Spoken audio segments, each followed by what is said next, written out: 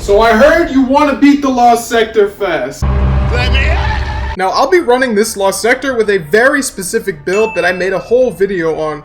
I'll briefly describe the build in this video, but I highly recommend watching the build video to fully understand how to utilize it. The link to that will be in the description. The exotic armor in rotation today will also be in the top line of the description on this video. And with that out of the way, let's hop right into the guide. Alright, so for today's build, we're going to be using my Arc Warlock build with Sanguine Alchemy. Now this build is absolutely insane. It is actually, in my opinion, the best build for Warlock this season. For our weapons, we're going to be using the hand cannon to stun unstoppable champions. Cold Heart is here because of its heavy damage and heavy build synergy along with stunning overload champions, and the Swarm is also here for that heavy damage and heavy build synergy.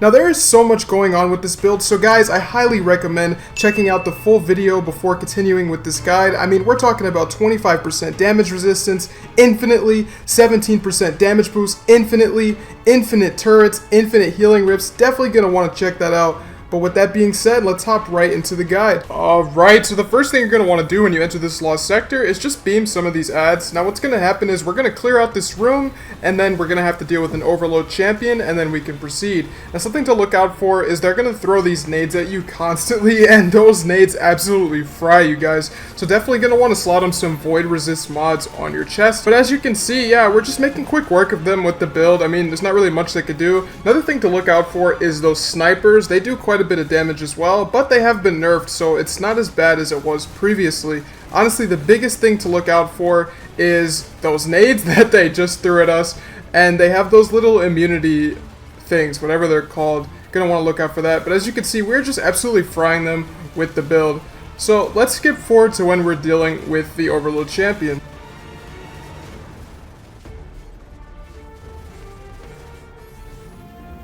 Alright, now we're beaming this guy down. You see we're standing in the rift. That gives us the 17% damage bonus.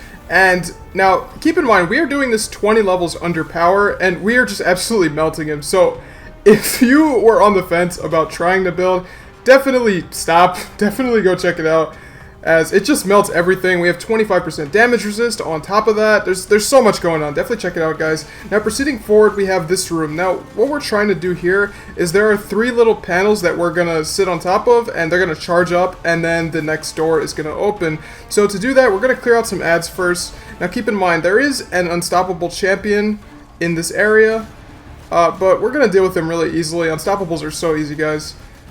So basically, yeah, we're just clearing out adds right now, and then we're going to move forward to that circular panel that I was talking about. Now keep in mind, if you're doing this on Void Hunter, it's going to be way easier, especially if you're using like a Graviton forfeit build, because you could just stand on top of them and absolutely just not care. But we also just don't care, because everything is falling over, and we are just unkillable with this build. So we're just going to stand on top of this, plop our rift down. We have infinite rift due to the Sanguine Alchemy. Gonna break that little immunity thing because it also does some damage to us. Gonna shred some adds, and then we can proceed to the next section. You see we have it fully charged. Now we're proceeding over here. Now this is gonna be the second one. I do recommend doing it in this order because these first two have excellent cover, and you can kill some of the adds that are blocking the third section. You see we're getting low, but it doesn't matter. We have a bit of cover there. This guy tried to sneak up on us. We're taking damage from all angles. Gonna back up a little bit, but again, it's really no problem. Going to reposition around so we're minimizing our damage, and we are kind of standing on the panel right now, but really our goal here was just clearing as many adds as possible. Now I don't see it when I was playing this, but I see it now. There is an add to my right side, and I believe I am going to get sneak attacked. No, we're good. Now we're just going to catch our bearings. We are surrounded by adds, but you know, we'll be fine, guys. So we're going to move forward. Now the third one is in the middle.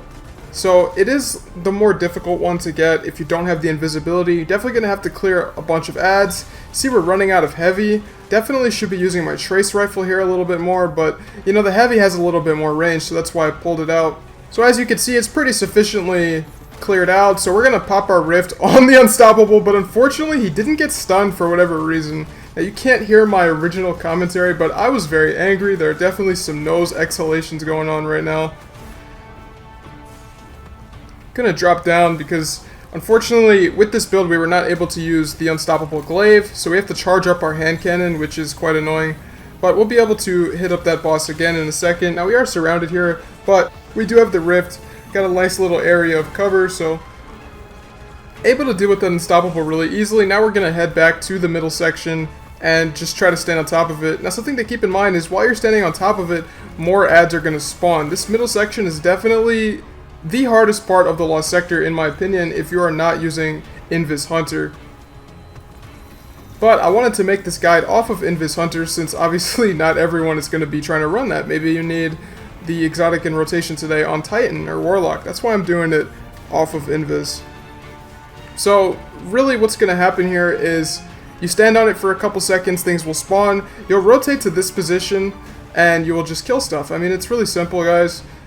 After things are dead, after, you know, it's sufficiently cleared, you can head back down and stand on the panel again, and you'll just keep repeating that until the panel is actually completed. So we're going to pop our rift down, and that'll let us get the final steps completed. Now it is fully charged, and then what happens when it is fully charged is all the ads will converge in the middle, and you will have to clear them out before you can proceed to the boss room. As you can see, they're all moving forward.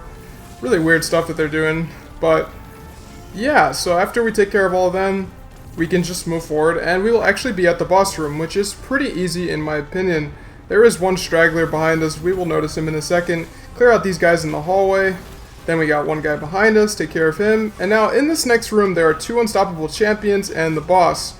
Now you will take out these unstoppables obviously, and then you can deal with the boss. Now, one thing about these unstoppables is they will push you into this hallway, and they will push you all the way down the hallway as well.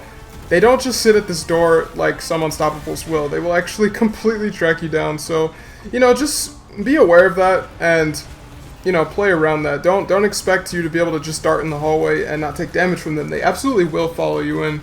But unstoppables are really easy, guys. We just stun them. They can't do any damage to us in the process, and we'll take care of them really easily. Boom, got that guy down, and now it's just the boss. Now this boss is like relatively difficult to deal with because he just does so much damage, as you can see. I mean, I have 25% damage resist, so you're definitely going to want some arc resist mods for this boss, guys. And basically all you can really do is do some chip damage. Now if you have a rocket, that would be, you know, probably a lot easier, because what I'm doing right here is I'm basically trading damage with him. But I do recommend using this build again. But if you wanted to do something else, I think a rocket would definitely make the boss a little bit easier than what I'm doing. Because, again, I'm trying to trade damage, and I'm not going to win that trade. But yeah, we're melting the boss pretty damn quickly, just because Cold Heart is just such a good weapon, to be honest. Even without the 17% damage bonus from our rift, we are just absolutely melting this boss. So it's just a little bit more health at this point in time. So close, and we got him. Now, keep in mind, this is a Hive Guardian. Even though it's a boss, it still functions the same, so you need to get the finisher off, or it'll literally just respawn. But yeah, guys, just like that, we have completed the Lost Sector. Really easy today, it just takes quite a while. And that's going to be the guide, guys. Don't forget to watch the build video. Hopefully this helped. If it did, be sure to subscribe as I post Lost Sector guides daily. Either way, I appreciate you watching, and I'll see you tomorrow for the next video. Peace.